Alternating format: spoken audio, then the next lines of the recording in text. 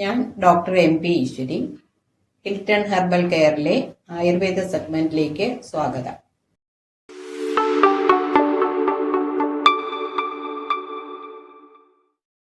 ഞാൻ ഇന്ന് പറയാൻ പോകുന്നത് കാലാവസ്ഥാ വ്യതിയാനത്തിൽ ഉണ്ടാകുന്ന ആരോഗ്യ പ്രശ്നങ്ങളും അവയ്ക്കുള്ള പരിഹാര മാർഗങ്ങളുമാണ്.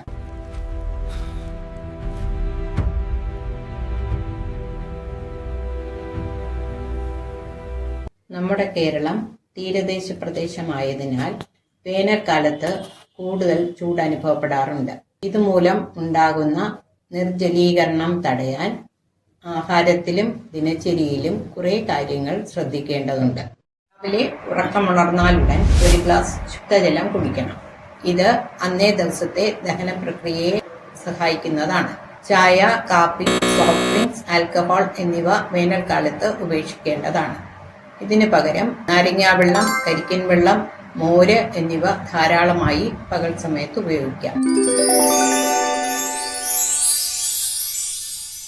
പഴങ്ങൾ, പച്ചക്കറികൾ, ഇലക്കറികൾ എന്നിവ വേനൽക്കാലത്ത് കൂടുതലായി ഉപയോഗിക്കണം.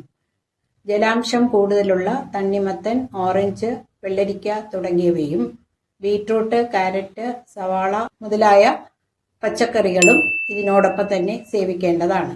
എന്നാൽ ഇവ ഉണ്ടാക്കുമ്പോൾ കൂടുതൽ മസാലകൾ, പുളി, ഉപ്പ് എന്നിവ വളരെ കുറച്ച് ഉപയോഗിക്കണം. ഈ മസാലകൾ ശരീരത്തിലെ ജലാംശം കുറയ്ക്കാനും ദഹനക്കേടുണ്ടാക്കാനും കാരണമായേക്കാം.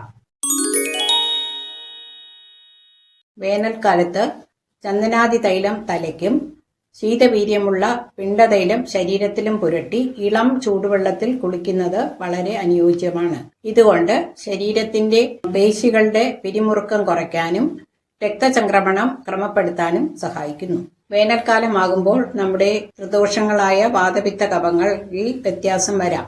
അവയെ പൂർവ്വസ്ഥിതിയിലാക്കാനായിട്ട് പാരമ്പര്യ ചികിത്സാ രീതികളായ പഞ്ചകർമ്മ ചികിത്സ ചെയ്യേണ്ടതാണ്.